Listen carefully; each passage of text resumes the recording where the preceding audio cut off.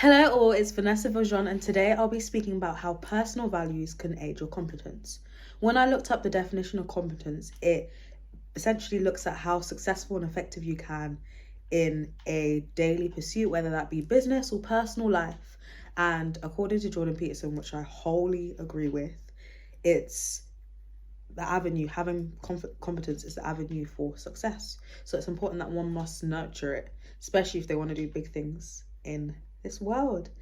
And competence is a necessity in the corporate world, but also in the house. You want a clean house, you want a nice environment. So don't rule yourself out here yet if you don't want to be a serial entrepreneur or a world changer. So I was thinking about how I so far have worked on my competence and how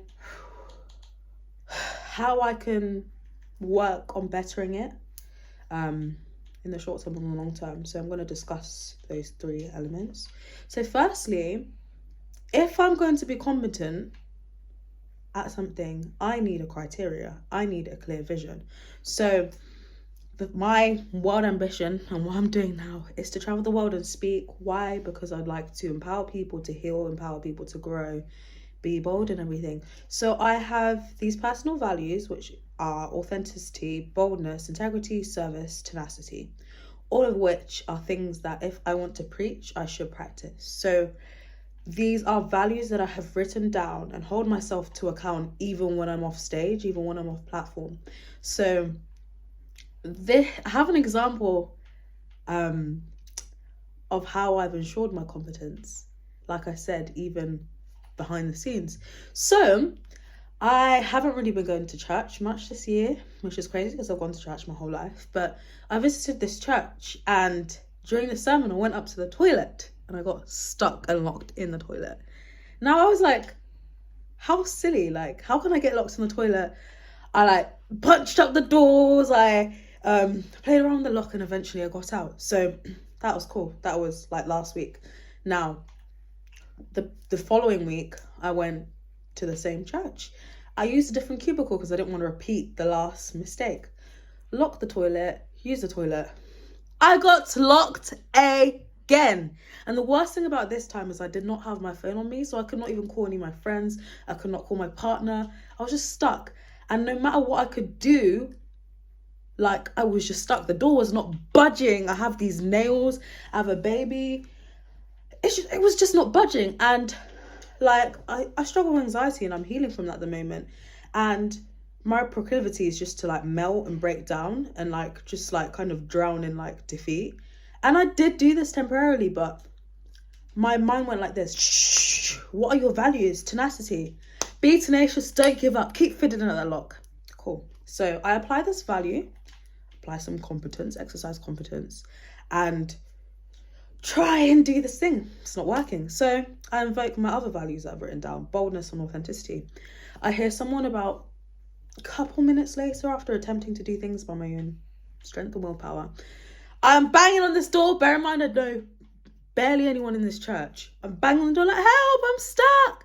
And then they didn't hit me. And I was like, help, I'm stuck. And in my head, I was thinking, oh my goodness, take me out of here. This is so embarrassing. Like, who gets stuck in a toilet? Like, who does not know how to unlock a door?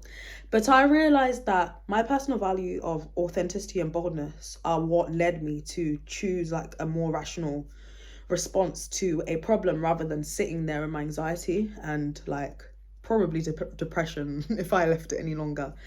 And the guy just kicks the door and it's open. The door opens. And I'm like,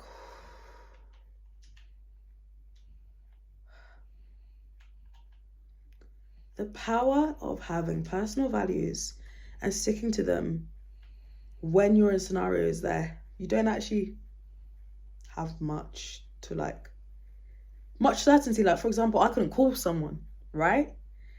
I don't know. I feel like personal values are the difference between stagnancy and kind of action, and also kind of like what am I looking for? What word am I looking for? Quality and like high quality and low quality, because It's like, I could be a speaker who preaches about authenticity, right? But I'm only authentic when it's convenient. Like, wouldn't it be much better if I put myself out there fully at all times, because the impact could be more? So I really urge you to sit down and think, okay, these are my goals. I want to be this, I want to be here, I want to be good at doing this. But my question is, like, how can you keep yourself accountable to these goals in a way that ensures excellence, in a way that's just competent? Because I think ultimately we go through many like trials and challenges that are easier to wallow in. But if we keep ourselves accountable to these personal values, which are written down, displayed publicly, even if that helps a little bit more, you will be more competent. And as Jordan says, competence leads to success. I hope this provokes you into some thinking. I hope you can apply these challenges in your life, and I hope that you choose competence and thus forth success. Bye guys, thank you.